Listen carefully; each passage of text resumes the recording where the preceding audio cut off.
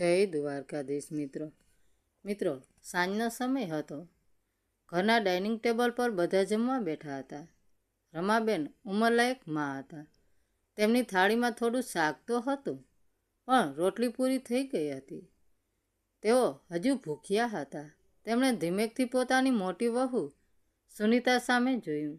તેમને આશા હતી કે વહુ સામેથી પૂછીને જમવાનું આપશે, પણ સુનીતા તો પોતાના જમવામાં મગ્ન હતી. થોડી વાર પછી હિંમત ભેગી કરીને રમાબેને કહ્યું, વહુ બેટા, મને હજુ ભૂખ લાગી છે, એક રોટલી આપીશ? આ સાંભળતા જ સુનીતાનો મગજ ગયો. તેણે ખૂબ જ કઠોર અવાજમાં બૂમ પાડી, અરે માજી, તમારી તબિયત તો જુઓ, 2 રોટલી ખાધી એ જ બહુ છે, વધારે ખાવાની કોઈ જરૂર નથી. માં બિચારી ડરી ગઈ. તેમણે પોતાના મોટા દીકરા સંજય સામે જોયું, પણ સંજય તો જાણે કંઈ સાંભળતો જ ન હોય એમ નીચું મોઢું રાખીને જમી રહ્યો હતો.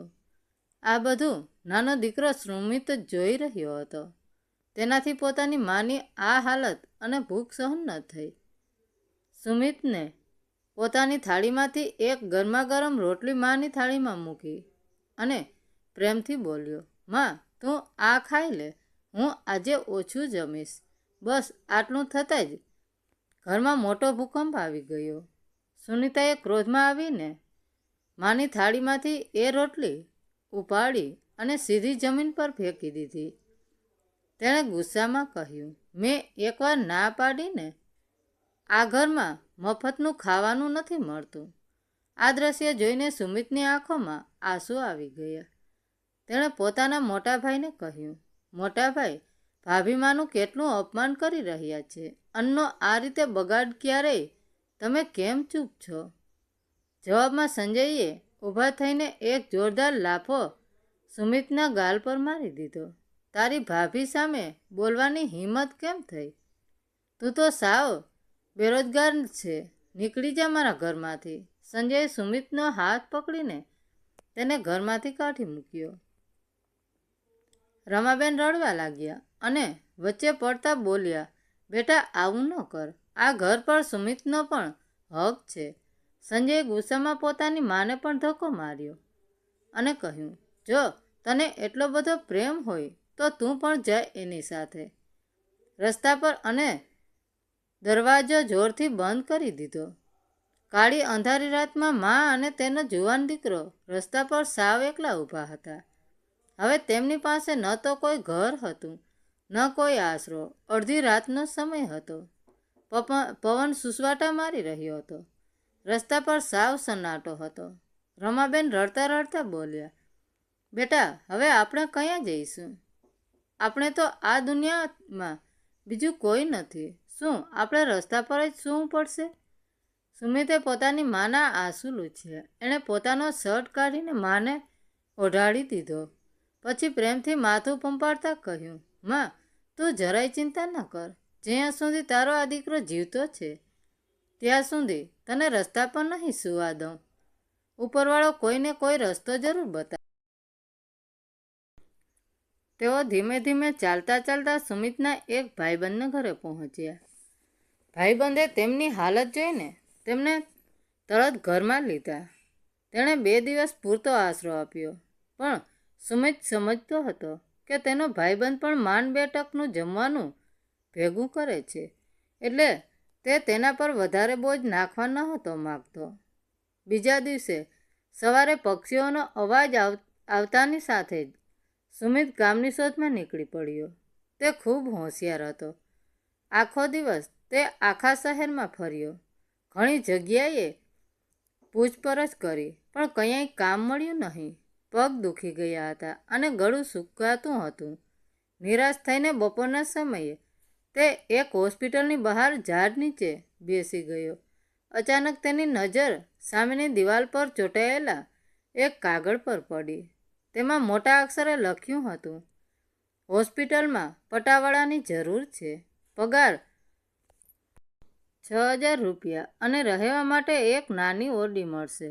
આ વાંચીને સુમિત આંખોમાંથી દળદળ આંસુ પડવા લાગ્યા.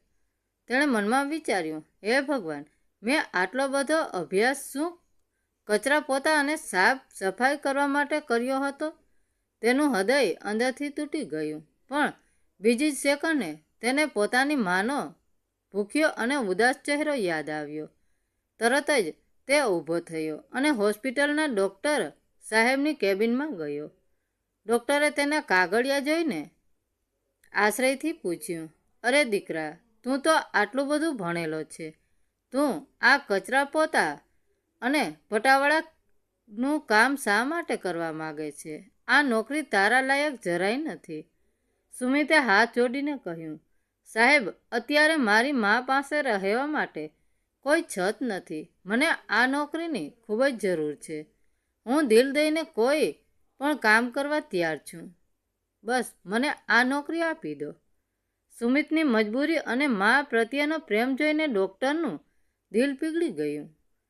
તેમણે તરત જ નોકરી પાકી કરી દીધી અને હોસ્પિટલની પાછળ રહેવાની એક નાનકડી જગ્યાની ચાવી પણ આપી દીધી. સુમિત ખુશ થતો પોતાની માને તે નવી જગ્યાએ લઈ આવ્યો. માને તેણે ખોટું કીધું કે તેને એક ઓફિસમાં કોમ્પ્યુટર પર કામ કરવાની નોકરી મળી છે, જેથી માને ચિંતા ન થાય. સમય ધીમે ધીમે પસાર થવા લાગ્યો. સુમિત હોસ્પિટલમાં ખૂબ જ દિલથી સાફ સફાઈ કરતો. તે બીમાર લોકોની મદદ પણ કરતો. તેને કામ કરતો જોઈને કોઈને ન લાગે કે તે આટલો ભણેલો છે. જોતામાં 1 મહિનો પૂરો થઈ ગયો. આજે પગારનો દિવસ હતો. ડૉક્ટર સાહેબે સુમિતને પોતાની કેબિનમાં બોલાવ્યો. તેમણે ખુશ થઈને કહ્યું, તારું કામ ખૂબ સરસ છે. મને તારા કામથી કોઈ ફરિયાદ નથી મળી. લે, આ તારી મહેનતનું ઇનામ. 6,000ની જગ્યાએ પૂરા 10,000 રૂપિયા. 10,000 રૂપિયા જોઈને સુમિતની આંખો ચમકી ઉઠી. પિતાના ગયા પછી તેણે આટલા બધા પૈસા એકસાથે જોયા જ ન હતા. તે મનમાં વિચારવા લાગ્યો, આજે તો હું મા માટે સરસ મજાનું ભોજન, મીઠાઈ અને ફળો લઈ જઈશ. ઘણા સમય પછી આજે મારી મા પેટ ભરીને સારું જમશે. તે ખુશીથી હોસ્પિટલની બહાર નીકળતો હતો. ત્યાં જ અચાનક એક ભરાયેલી સ્ત્રી તેની સામે આવીને ઊભી રહી ગઈ. તેણે સુમિતની સામે હાથ જોડીને કહ્યું, બેટા, ભગવાન ખાતર મારી મદદ કર. મારા દીકરાનો અકસ્માત થયો છે. જો દવા અને ઓપરેશનના પૈસા નહીં ભરું તો મારો દીકરો મરી જશે. મારી પાસે અત્યારે 1 પણ રૂપિયો નથી. એ લાચાર માતાનો ચહેરો જોઈને સુમિતનું હૃદય કંપી ઉઠ્યું. તેણે તરત જ પોતાની માની તકલીફ યાદ આવી ગઈ. એણે 1 પણ સેકન્ડનો વિચાર કર્યા વગર પોતાના હાથમાં રહેલો આખો પગાર, પૂરા 10,000 રૂપિયા એ અજાણી સ્ત્રીના હાથમાં મૂકી દીધા. એટલું જ નહીં, સુમિત દોડીને ફરીથી ડૉક્ટર પાસે ગયો અને હાથ જોડીને બોલ્યો, સાહેબ, પેલા બાળકની સારવાર જલ્દી શરૂ કરી દો. ભલે તમે મારા આવતા 6 મહિનાનો પગાર કાપી લેજો, પણ એ માણસનો જીવ બચાવી લો.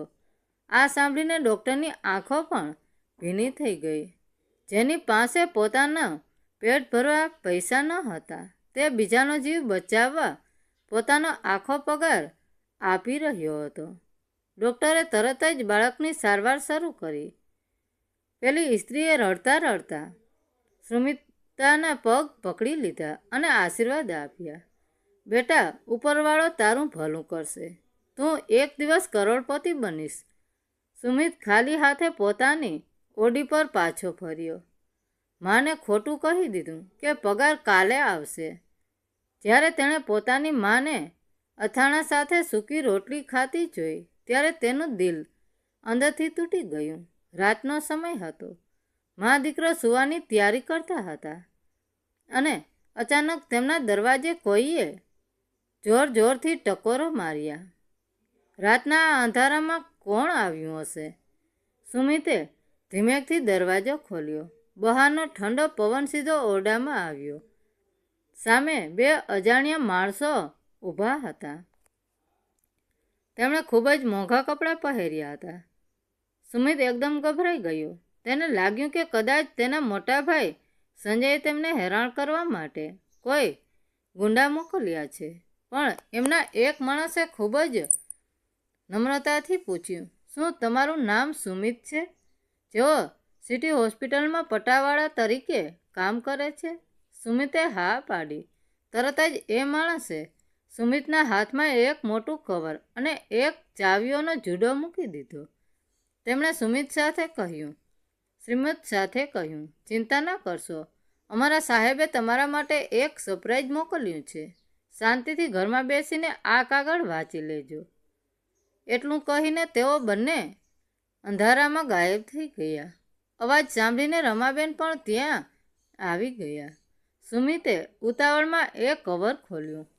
અંદર એક કાગળ હતો. તેમાં લખ્યું હતું, દીકરા સુમિત, મેં આજે સિટી હોસ્પિટલમાં બધું જોયું. તે તારો આખો પગાર એક અજાણી સ્ત્રીના બાળકના ઓપરેશન માટે આપી દીધો. મેં ડૉક્ટર સાહેબ પાસેથી તારી બધી જ માહિતી મેળવી લીધી છે. મને ખબર પડી છે કે તું ખૂબ ભણેલો ગણેલો છે, છતાં તારા જ મોટા ભાઈએ તને અને તારી માને અડધી રાતે ઘરમાંથી કાઢી મૂક્યો છે. તારા જેવો યુવાન મેં આજ સુધી ક્યાંય નથી જોયો. કાલે સાંજે આ ચિઠ્ઠીમાં નીચે લખેલા સરનામે પહોંચી જજે. ત્યાં તારા માટે એક મોટું ઇનામ રાહ જોઈ રહ્યું છે અને અત્યારે જ તને ખબર પડશે કે આ ચાવીઓ શેની છે. આ બધું સાંભળીને રમાબેન પહેલાં તો ખૂબ ગભરાઈ ગયા. તેમને લાગ્યું કે કદાચ આ કોઈ મુસીબત કે કોઈની ચાલ હશે, પણ જ્યારે તેમને ખબર પડી કે પોતાના દીકરાએ કોઈનો જીવ બચાવવા માટે પોતાના જમવાના પૈસા આપી દીધા છે, ત્યારે તેમની છાતી ગર્વથી ફૂલી ગઈ. તેમણે સુમિતના માથા પર વહાલથી હાથ ફેરવીને રડતા રડતા કહ્યું, મારા દીકરા, મને તારા પર ખૂબ ગર્વ છે. ભલે આપણે આજે રાતે ભૂખ્યા સૂઈ જઈશું, પણ તે કોઈ માનું ઘર બરબાદ થતાં બચાવી લીધું. તે સાચી માણસાઈ બતાવી છે. હવે મને પૂરો વિશ્વાસ છે કે ઈશ્વર આપણા પર જરૂર કોઈ ચમત્કાર કરશે. આખી રાત સુમિત પડખા ઘસતો રહ્યો. તેને જરાય ઊંઘ ન આવી. તેના મનમાં એક જ સવાલ ઘૂમતો હતો કે આ કાગળ કોણે મોકલ્યો હશે. બીજા દિવસે સવારે મનમાં થોડો ડર અને થોડી હિંમત રાખીને સુમિત એ કાગળમાં લખેલા સરનામે પહોંચ્યો. ત્યાં જઈને તેણે જે દ્રશ્ય જોયું તે જોઈને તેના હોશ ઉડી ગયા. સામે એક ખૂબ જ આલિશાન રેસ્ટોરન્ટ ઊભું હતું. સુમિત ધીમા પગલે એ રેસ્ટોરન્ટના કાચના દરવાજા પાસે પહોંચ્યો. બહાર ઊભેલા ચોકીદારે તેને રોકીને નામ પૂછ્યું. સુમિતે ગભરાતા અવાજે કહ્યું, મારું નામ સુમિત છે. હું સિટી હોસ્પિટલથી આવું છું. આ સાંભળતા જ ચોકીદારના ચહેરા પર શ્રીમત આવી ગયું. તેણે દરવાજો ખોલીને સુમિતને અંદર મોકલ્યો. અંદરનું દ્રશ્ય જોઈને સુમિતની આંખો ફાટી ગઈ. સામે એક મોટી ખુરશી પર એક વૃદ્ધ અને બીમાર દેખાતા કાકા બેઠા હતા. તેમણે સુમિતને જોતા જ ખુશીથી આવકાર્યો અને કહ્યું, આવ બેટા, મારું નામ મુકેશ શર્મા છે. હું આ રેસ્ટોરન્ટનો માલિક છું, પણ હવે આજથી આ બધી જ મિલકત અને વ્યવસાય તારા જ છે. આ સાંભળીને સુમિત તો સાવ બરફની જેમ થીજી ગયો. તેને લાગ્યું કે તે કોઈ સપનું જોઈ રહ્યો છે. તેણે આશ્ચર્યથી પૂછ્યું, કાકા, તમે આ શું કહી રહ્યા છો? હું તો એક સામાન્ય પટાવાળા છું. તમે મારી સાથે કોઈ મજાક તો નથી કરી રહ્યા ને? કાકાની આંખોમાં જળજળિયા આવી ગયા. તેમણે ભારે અવાજે પોતાની દર્દનાક કથા શરૂ કરી. ના દીકરા, આજે તારી અને તારી માની જે હાલત છે એવી જ હાલત 5 વર્ષ પહેલાં મારી પણ હતી. મને કેન્સરની બીમારી છે. મારા 2 મોટા દીકરાઓએ મારી કોઈ જવાબદારી ન લીધી અને મને મારી સૌથી નાની દીકરી પ્રિયા સાથે ધક્કા મારીને ઘરમાંથી કાઢી મૂક્યો હતો. મેં મારી મહેનતથી આ બધું ફરીથી ઊભું કર્યું છે, પણ હવે મારું આયુષ્ય પૂરું થવા આવ્યું છે. મોત મારી રાહ જોઈ રહ્યું છે. થોડો શ્વાસ લઈને કાકા આગળ બોલ્યા, મને ડર છે કે મારા મર્યા પછી મારા દીકરાઓ મારી ફૂલ જેવી દીકરી પ્રિયાની જિંદગી નરક બનાવી દેશે. કાલે જ્યારે મેં હોસ્પિટલમાં તારી ભલાઈ અને તારું સોના જેવું દિલ જોયું ત્યારે મને સમજાયું કે તારાથી સારો માણસ મારી દીકરી માટે કોઈ ન હોઈ શકે. પહેલાં કવરમાં રહેલી ચાવીઓ આ જ મિલકતની છે. મારી એક જ વિનંતી છે, દીકરા, તું મારી દીકરીનો હાથ પકડી લે, તેની સાથે લગ્ન કરી લે, જેથી હું શાંતિથી મારી આંખો મીચી શકું. સુમિતનું હૃદય ભરાઈ આવ્યું. તેણે ક્યારેય વિચાર્યું ન હતું કે કોઈ અજાણ્યાની નાનકડી મદદ કરવાથી ઈશ્વર તેને આટલો મોટો બદલો આપશે. ભગવાન ખરેખર કયા રૂપે આવીને આપણી મદદ કરી જાય છે તે કોઈ જાણી શકતું નથી. ગરીબની દુવા કામે લાગી ગઈ. શ્રીમતે કાકાના ચરણ સ્પર્શ કર્યા અને તેમની વિનંતી ખુશીથી સ્વીકારી લીધી. ઘરે જઈને જ્યારે તેણે પોતાની માને આ ચમત્કારની વાત કરી ત્યારે મા દીકરો બંને ખુશીના આંસુ સાથે ભેટી પડ્યા.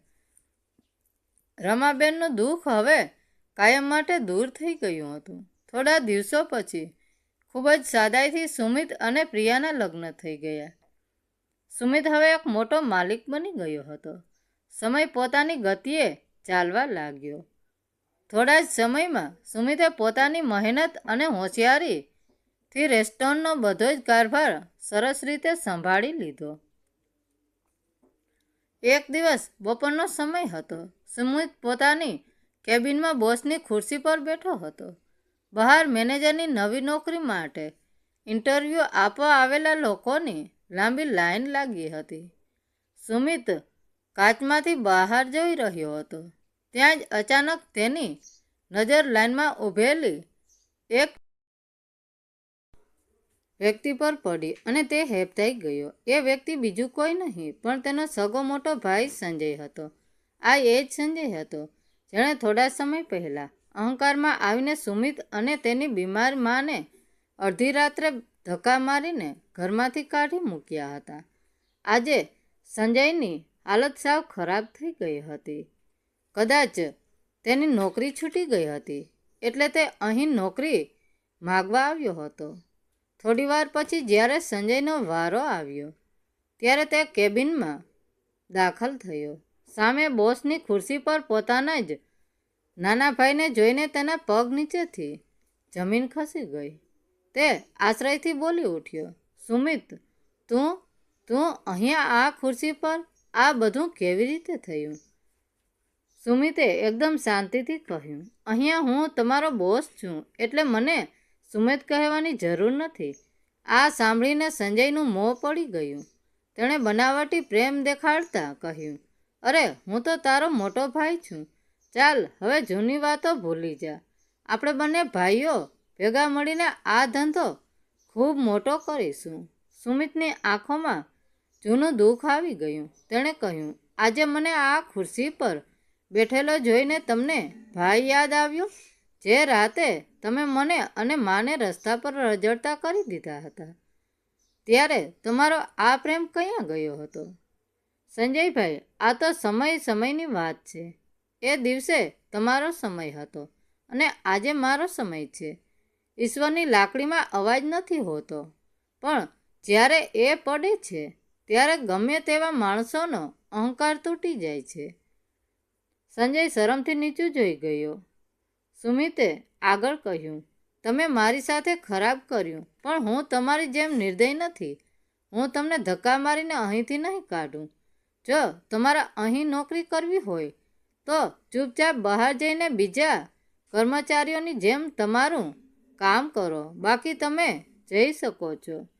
સંજય સાવ મૂંગો બનીને નીચી મૂંડીએ ઓફિસની બહાર જતો રહ્યો. તેને પોતાના કર્મોની સજા મળી ગઈ હતી.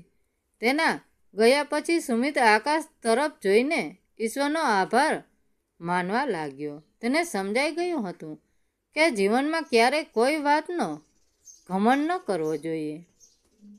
સમયનું ચક્ર ગમે ત્યારે ફરી શકે છે. જે માણસ સાચા દિલથી ગરીબો અને લાચારોની મદદ કરે છે, ભગવાન કાયમ તેનો સાથ આપે છે. સારા કર્મોનું ફળ હંમેશા મીઠું જ હોય છે. મિત્રો, વાર્તા કેવી લાગી? સારી લાગી હોય તો કોમેન્ટ કરીને જરૂર જણાવજો. ધન્યવાદ મિત્રો. રાધે રાધે. જય દ્વારકાધીશ.